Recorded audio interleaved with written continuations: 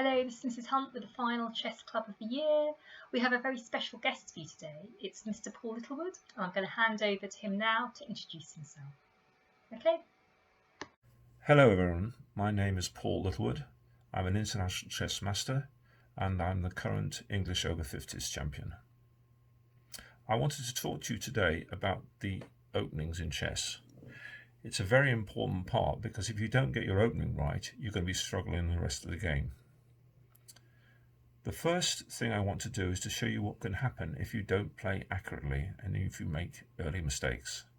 So let's switch to the board and see some early examples of things going wrong.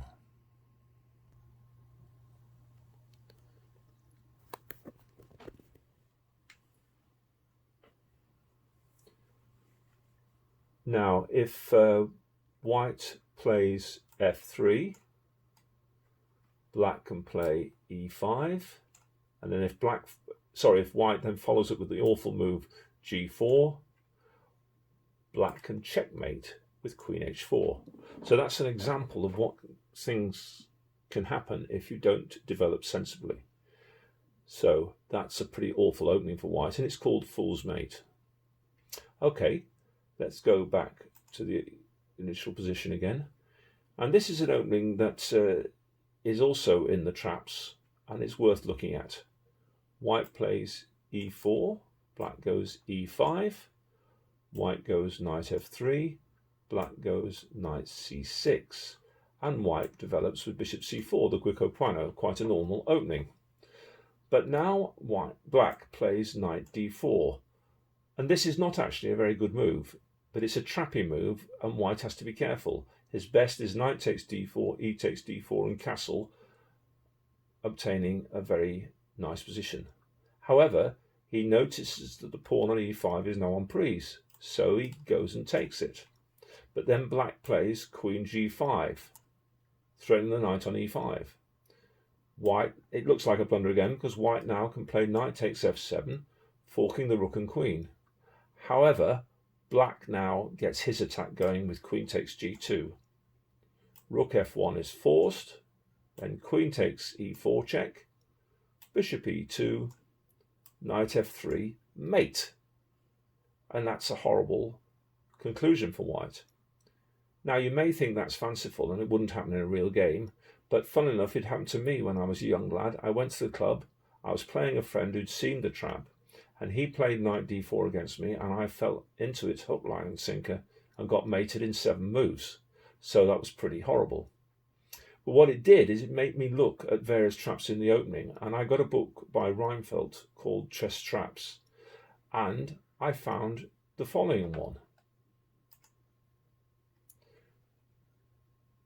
d4, knight f6, c4, e5, the Budapest Gambit.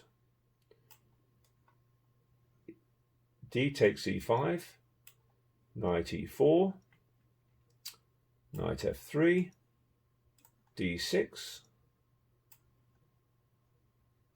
e takes d6, bishop takes d6, and now a3 to stop bishop b4 check. But now black has got quite a nice combination. Knight takes f2, king takes f2, bishop g3 check, h takes g3, queen takes d1, and black has won white's queen for 2 pieces. Now you may think that's never going to happen in a game, but having seen that trap, I went to the club that night, I played this line, and lo and behold, my opponent fell right into it, and I won a nice game. Okay, so traps are things to bear in mind. One shouldn't really play for them, one should try and develop normally. And if you watch the following game, which has often happened to me in simultaneous, you'll see what I mean. I'm white, and I played e4, e5, knight f3, knight c6, bishop c4, d6, knight c3, bishop g4, castles. Now in this position, black thinks that the pin on white's knight in an f3 can be exploited, and he goes knight d4, which doesn't look like a bad move.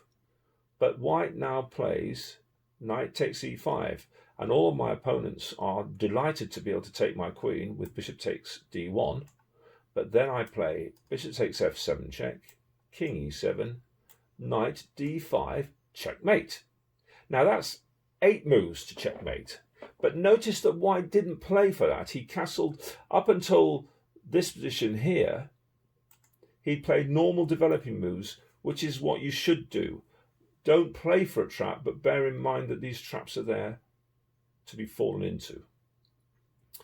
Okay, note the trouble here for black was his king was in the centre, and he got caught in the centre and got mated. Now, in the final game I want to show you, this is a game that I played with white, and my opponent was quite good standard because we were playing in the National Club Chess Championships, and therefore he's not stupid. But you see what happens when he takes too many liberties. d4, d5, c4, d takes c4. This is the Queen's Gambit accepted. Knight f3, knight f6, e3, bishop g4, bishop takes c4.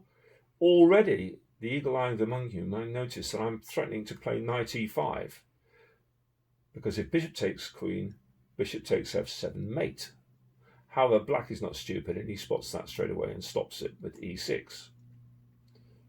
Knight c3, a6. Now he's starting to take a few liberties. He's moving a lot of pawns in the opening, and he's not developing his pieces. That can be dangerous. h3, bishop h5, castles. And now he should get his bishop out from f8 and develop it on e7 or d6. What he did was play knight d7, and notice his king is still in the centre and he's not been able to castle yet. So now I play e4, threatening in some lines e5, so he stops that with e5. But now I play g4, attacking his bishop. He plays e takes d4, g takes h5, d takes c3. And now I push e5, attacking the knight on f6. However, he thinks he can win a pawn because he plays c takes b2, and he expects me to recapture that when he will move his knight on f6. However, I have an interesting rejoinder. I played e takes f6, b takes a1 equals queen, and now the final combination. Bishop takes f7 check, king takes f7, queen d5 check. Now if king takes f6, bishop g5 is mate. So king e8, f7 check, king e7, rook e1 check, knight e5, bishop g5, checkmate. And the black king is caught in the centre. And notice his bishop is on f8 still, has not developed. And that is the danger of not developing your kingside pieces and getting your king safe. So that's it on illustrating the games. Thank you for that. Now I just want to finish up by saying, what have we learned from this? Well, we've learned two things. First of all, we must develop our pieces sensibly and get our king to safety as quickly as possible.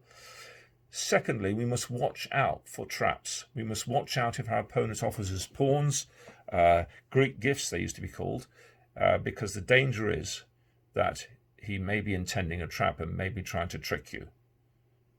So, develop properly, get your openings right, get your king to safety, and those things will stand you in good stead. Many thanks for that, and have a good day. Thank you so much for that, Paul. You know that every year we've invited Mr. Littlewood in to take on 13 of our students at the same time playing chess in what we call a simul. We weren't able to do that this year because the schools are closed because of coronavirus, but I hope that it's something that Paul would be willing to come back to do with us when this situation is resolved. Okay, bye for now.